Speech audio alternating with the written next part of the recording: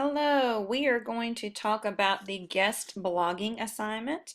If you will go to your computer and click on course content, you should head into the folder that has guest blogger assignment. Notice that it's in blue here and asking you to go ahead and sign up on the first day for what your assignment is going to be. So if you click into assignment, it's going to take you to a Google Doc. And we're going to click here and go to the Google Doc. Now there's the Google Doc opening. Now this assignment comes from the quote by George Corus. What if every teacher tweeted one thing a day that they did in their classroom to a school hashtag, and they took 5 minutes out of their day to read each other's tweets? What impact would that have on learning and culture? It comes from this quote and then a post made on a blog by Clive Thompson, Why Even the Worst Bloggers Are Making Us Smarter. So when we share our ideas with others, whether they're good or bad, it changes the way that we think. An instructional leader is charged to challenge the thinking of staff, to be a motivator, to be a learner, to listen, and then to lead. An instructional leader is no longer in the office behind the desk with paperwork, but is an intrinsic piece of the learning environment. Our text, when you read chapter 1, states that principals are responsible for developing school climates and cultures that support the very best instructional practices, and that an instructional leader should forge a partnership with teachers with the primary goals of improving teaching and learning. This assignment provides you, as a current or future instructional leader, with a platform to share your ideas and in turn impact learning and school culture. Your assignment, if you choose to accept it, is to be a leader in schools. You need to be a learner first. Where are your examples? What story will you tell us as you motivate instructional leaders by communicating through a blog post? Use your precept or quote as your beginning point and ignite a passion for leading as a learner. So if we look down through here through the Google Doc, most of this narrative that you just heard me say is in this here. You can see right here, it talks about the assignment. You can click here to go and read Why Even the Worst Bloggers Are Making Us Smarter. You're not required to read the blog post. It's just going to stretch your mind if you choose to do so. You have been invited to post on my blog and the portion of it that's called the Edge. On my blog, the edge means that my job is to push learners to the edge, but never push them over, to help them build a bridge and then watch them cross the bridge or soar and fly. So you have an invitation to be a guest blogger, and I kind of joked and said it's really not as much of an invitation as it's a grade. So how's it going to work? You're going to choose the day or the week. There's a table at the end of this document, right down here, a place for you to sign up. So you're going to choose the day of the week, and you're going to put your name there and then choose your quote or your precept.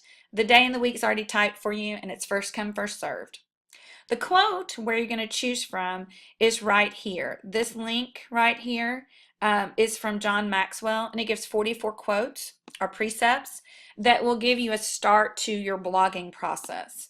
If you've read the book Wonder, it is wonderful, and you know there's an outstanding English teacher known for his precepts and the thinking that these precepts caused. If you haven't read this book, it's a really great read. Please do not repeat a number that's chosen already. So if somebody has number 5 of the quotes, you can't have 5. You have to choose a different one. There's a link to a simple post. It just talks about 6 characteristics of a great blog post.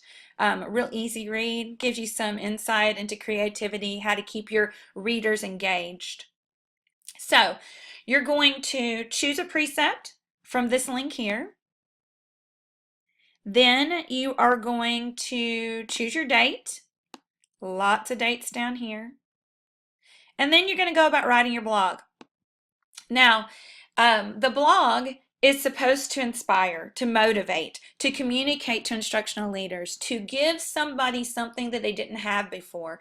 Just like our quote says up above here. What if every teacher tweeted one thing that they did? Can you imagine that? Can you imagine you writing something in a blog that inspires somebody else, that gives somebody else an opening, that causes somebody to do their job better than they did before?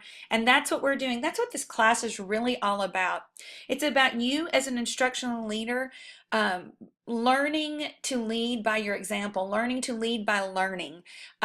For you to be a leader, not just in on paper because you have a degree, but because you are who you are. How do you motivate somebody? How do you communicate with them? How do you find best practices? What do you do in order to inspire them? So you're going to choose what you're going to write about. The quote can be anything simple from it only takes a spark to get a fire going, and you are going to then give us the examples of how you have done that or where you have seen it in somebody else. If you will look here, you're going to send your post to me before the due date. I'm going to put it on the blog for you. Please send it through email. You're also going to attach it to Blackboard for a grade because there is a rubric attached to this. The class is required to comment on every blog post that's put there. It's part of the community portion of your rubric as seen right here. You post a comment and contribute. That's our place where we're going to be able to talk to each other. And when you post that comment and contribute, you want to probably give your classmates some insight into your blog post so that they will be able to make good, solid comments in regard to your inspiration. There is a rubric right here for the guest blogger assignment. It's located in Blackboard 2. The descriptor is right down here. Gives you the four things that we're going to be looking for. We're going to be looking for ideas and content. So do you have any original ideas? Are you able to express them clearly? Your ideas are about the subject matter, about your precept. Your writing quality is another part of it. It's well written. It has elements of a strong writing style. The contents demonstrate that you have read and you've taken the things that you've read and you've synthesized it. So that means taking the text that you've read. It means taking any extra research that you've done and you're taking it and synthesizing it. You need to mention it too. You don't want to plagiarize anything. The community is mentioned and read above here. It says that the student participate actively in blogging community, which means that you provide comments on your peers' post, and you also may want to include some of your own research and writing in your comment for that person's post. And then use of enhancements. That's the last portion of this. Is your blog just text related, or does it actually have some video, audio, image, something that incites the reader or engages the reader? And again, if you will check out this little blog right here, 6 characteristics of great post, it just gives you some simple guidelines about how to write a great post. Then your assignment is valued at 200 points. There's a rubric that will be attached to it on Gradebook, and your assignment is listed here. It says to be a leader in schools, you will need to be a learner first. Where are your examples? I love that question because what it is doing, it's asking you and it's saying, what examples do you have that show that you are a leader? Not just a piece of paper or not just an award. What are you actually doing? What story will you tell as you motivate instructional leaders by communicating through a blog post? Use your precept or your quote as your beginning point and ignite a passion for leading as a learner.